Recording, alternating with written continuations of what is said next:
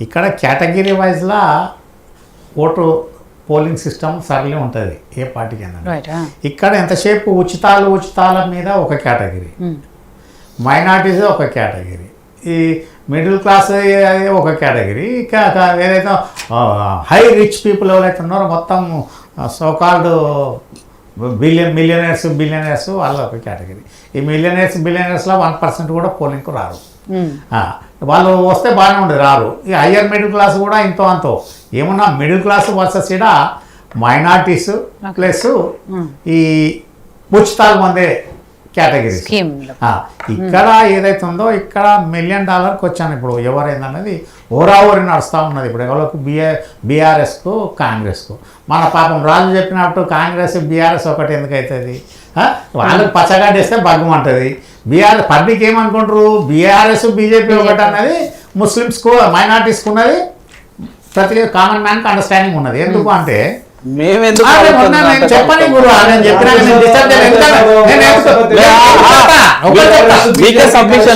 నేను చెప్పినాక చెప్పు, నువ్వు డిస్టర్బ్ ఇప్పుడు రాజ్యసభ ఎన్నికల్లో ఉపరాష్ట్రపతి ఎన్నికల్లో ఇక్కడ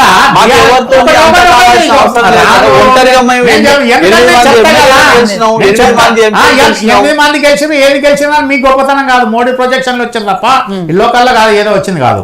ఇక్కడ బీఆర్ఎస్ బీజేపీ ఒక్కడని చెప్పడానికి బండి సంజయ్ రాష్ట్ర అధ్యక్షుడు ఉన్నప్పుడు ఇదే కేటీఆర్ పోయి అమిత్ షాని కలిసినాక వారం రోజులు ఆయన గద్దెదించారు. అది సజీవ సాదృశ్యం, ప్రత్యక్ష సాక్ష్యం, అంతకంటే ఇంకోటి ఏముండదు కదా. అదే ఏర్పడుతుంది తార్కాణం. తర్వాత 5 నెలల చిల్లర కవిత లోపలన్నది పాపం స్ట్రగ్లింగ్ లిక్కర్ స్కామ్లో. ఆయన బయటకు రావడానికి కేటీఆర్ హరీష్ వీళ్ళందరూ ఢిల్లీ చక్కర్లు కొట్టడం ఇవన్నీ ఎక్కడ అంటే బీజేపీ బ్లెస్సింగ్స్ లేని లాస్ట్కు రాలే.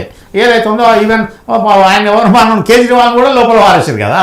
ఇక్కడ ఏదైతే ఉందో ఇక్కడ ఈ మొత్తము ఎట్లుందంటే ఇప్పుడు money based politics, power politics తప్ప కామన్ మ్యాన్ పాలిటిక్స్ అన్నది అది అయిపోయింది. గతంలో అఖండ భారతదేశంలో మొత్తం ఆల్ ఓవర్ ఇండియాలో సౌత్లో policy based, ethic based, principle based రాజకీయం ఉండే అప్ టు 1977-75 దాకా. తదనంతరం ఇక పాలిటిక్స్ ఎంత రాను రాజుగారు గుర్రంగాడు అన్నట్టు మనిషి పోయి అడవి మనిషికి వచ్చిన పరిస్థితి వచ్చింది. నీ అడవి మనిషి అన్నది ఏదైతే ఉందో ఇందిరాగాంధీ మన ఎమర్జెన్సీ పెట్టినప్పుడు ఒక మన శంకర్ స్వీట్స్ అని ఒక మ్యాగజైన్, కార్టూన్ మ్యాగజైన్ వచ్చిందంటే evolution of our Indian politics from man to air, మానవత్వం నుంచి అమానవత్వానికి వచ్చేస్తున్నది అని 75 రాస్తే ఎమర్జెన్సీ ఇమీడియట్ ఆ మ్యాగజైన్ బ్యాన్ చేసినా మేము ఇంటర్మీడియట్లో మేము చదివినాం అది కాలేజీలో, డిగ్రీ ఏవి కాలేజీలో. ఈ రకమైన సిచ్యువేషన్ 75 అంటే 50 ఏళ్ళ కిందే ప్రొజెక్షన్ ఇచ్చిండు ఆయన పాపం సంపాయి ఎడిటర్. ఆయన నానా హింసలు పెట్టారు, ఆ మ్యాగజైన్ బ్యాన్ చేశారు. ఇక్కడ ఏదైతే ఉందో వీళ్ళు ఎన్ని కొట్టుకున్నాయేమంటే అయితే డిస్టర్బ్ చేయక రాదు. అయితే ఇక్కడ జూబ్లీహిల్స్ బంజారా హిల్స్లో స్లమ్స్ రావడానికి కారణం ఏంటంటే purely entire area is government land, అదే లోయర్స్లో ఎందుకు రాలేదు అంటే అక్కడ ఏదైతే ఉందో అంత ప్రైవేట్ ల్యాండ్స్ ప్లెయిన్ ఏరియాస్లో. అటువంటిప్పుడు ఇక్కడ ఎప్పుడు నేను చెప్తున్నా 75-50 ఏళ్ళ కంటే ముందు స్లమ్స్ ఇక్కడ ఆర్జిన్ ఉన్నది. ఇక్కడ వాటికి బంజారా హిల్స్, జూబ్లీహిల్స్ నిజాం చేసిన దాని ప్రకారం వచ్చుకుంటూ వచ్చారు. వచ్చిన తర్వాత ప్లానింగ్ అన్నది లేదు, ఫ్యూచర్ ప్లానింగ్ విజన్ 2020 అన్నది పోయింది, విజన్ 47 అన్నదానికి నిజాం నవాబు ఎప్పుడైతే ఉన్నాడో ఆయన కాలంలో 50 ఏళ్ళ కింద 10 లక్షల జనాభాకు ఎస్టిమేషన్ వేసుకొని డ్రైనేజ్ సిస్టమ్ కానీ ఈ 2 డ్రింకింగ్ వాటర్ సోర్సెస్ ఏది హిమాయత్ సాగర్, ఉస్మాన్ సాగర్ నిజాం కట్టించినవి. అది మళ్ళీ గ్రావిటేషన్ ఫ్లో గండిపేట నీళ్లు, హిమాయత్ సాగర్ నీళ్లు మోటార్ పంపింగ్లే కాదు, కాలువదారు ఇప్పటికి కూడా గండిపేట కెనాల్తోనే వాటర్ వస్తుంది. ఎక్కడ దాకా వస్తుంది? మాసం దాకా వస్తుంది. ఈ సిస్టంలో అవన్నీ ఉన్న దాని మీద వాళ్ళ తర్వాత వచ్చిన వాళ్ళు ప్లానింగ్ ఎక్కడున్నది? దీనికి దరిద్రానికి ఏంటంటే urban land ceiling 1976 urban land ceiling act 76 చట్టం ఇందిరాగాంధీ పెట్టింది. అది పవర్ కంట్రోల్ కోసం. దాంతోపాటు ఏంటంటే సీలింగ్ అడ్డం వచ్చే వరకు రిజిస్ట్రేషన్ ఒక ప్లానింగ్ అనేది లేకుండా పోయింది. హట్ రిజిస్ట్రేషన్ అన్నట్టు డోర్ నెంబర్ ఎప్పటి నుంచో ఉన్న వ్యవస్థ, ఏ పార్టీలు వచ్చినా కూడా ఎవరు అధికారంలో వాటి మీద. నేనేమంటున్నా ఇక్కడ మొట్టమొదటి మన పాపం మిత్రుడు నాకు స్ట్రేట్గా చెప్తున్నా కదా, హైడ్రా పెట్టిన దాని మీద మూసీలో మొన్న ఫ్లడ్స్ వస్తే ఎంతమంది ఎవాక్యుయేట్ అయ్యారు? 2014 నుంచి 2023 దాకా ఇదే మూసి ఎంత ఎంక్రోచ్మెంట్ అయింది, ఎన్ని మీటర్ కనెక్షన్లు ఇచ్చారు, ఎన్ని వాటర్ కనెక్షన్లు ఇచ్చారు, ఎన్ని రోడ్లు ఇచ్చారు, ఎన్ని స్ట్రీట్ లైట్లు పెట్టారు, ఎన్ని ట్రాన్స్ఫార్మర్ పెట్టారు. వాళ్ళకు కనిపించాలి విజన్ ఉన్నాయనే కదా. ఆయన KTR municipal administration minister America కూడా చూసి వచ్చినాడు, అమెరికాలో చదువుకొని అమెరికాకి వెళ్ళి వచ్చినాడు. ఆయన ప్లానింగ్ ఏం చేసినాడు.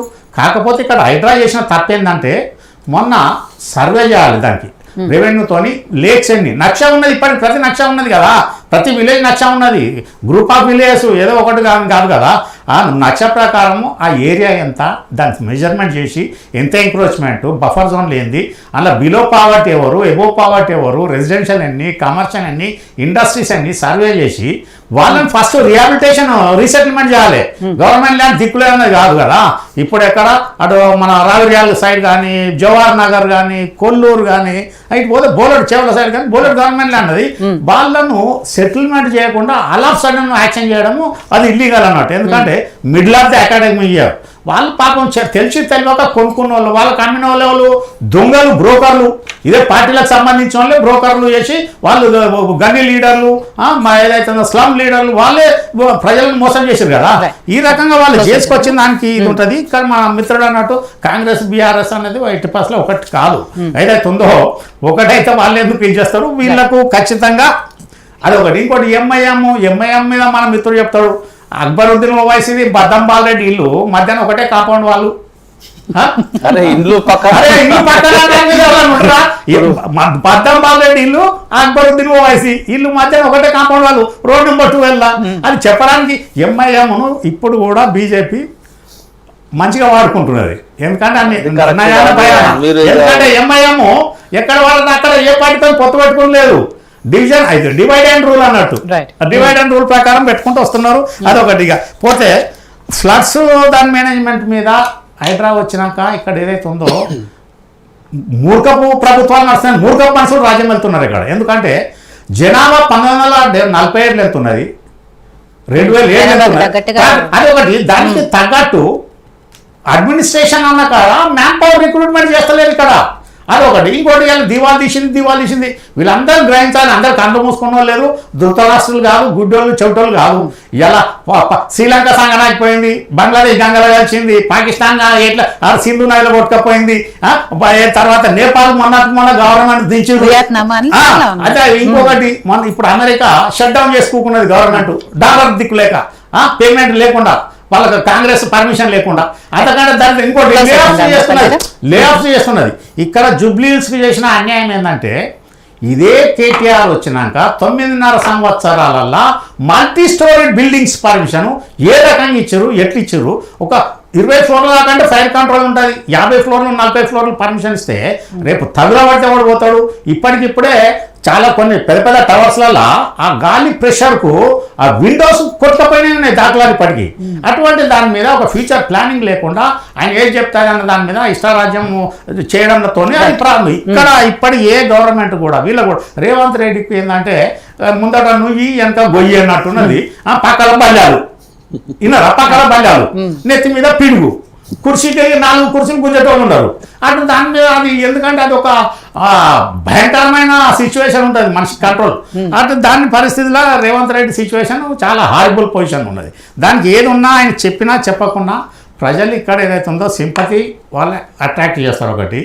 రెండోది ఇంకోటి స్లమ్స్ ఏదైతే ఉందో వాళ్ళు ఇచ్చిన బెనిఫిట్స్ దాని మీద వాళ్ళు బేస్ అయి ఉంటారు ఒకటి. మూడోది వాళ్ళకి ఏదైతే ఉందో ఇది బెస్ట్ అనేది ఒకటి ప్రోపగండా. ఏంటంటే పేరు పోయినాకమ్మ పేనమతక పైనట్టు అదే దేశోద్ధారకుడు సినిమా చూడరు మీరు, మళ్ళీ ఎన్టీ రామారావు మంచిగా అనిపిస్తుంది. మనలో పాపం చేయనోడు ఎవడో రాయేయాలన్నట్టు. అట్లా కాకుండా వీరు ప్రతి ఒక్కరు ఎదుటని పాపాలు అన్ని మొత్తం మసిపూసి అలవాటు చేసి పిచ్చోని చేసుడు అన్నట్టు. నేను చెప్తే కాదు, ఒక పూజారి ఒక గొర్రెని తీసుకుపోతుండే తోగుంటాడు కుక్క అని మూడోవాడు కుక్క అని పుంజుకొని పోతాడు కదా. ఆ రకంగా బదనాము బాలకృష్ణ అన్న కాడికి తీసుకొచ్చి రేవంత్ రెడ్డి చేస్తున్నారు. ఇక్కడ ఏదైతే ఉందో నెక్ టు నెక్ మన బీఆర్ఎస్ కాంగ్రెస్ ఉంటుంది.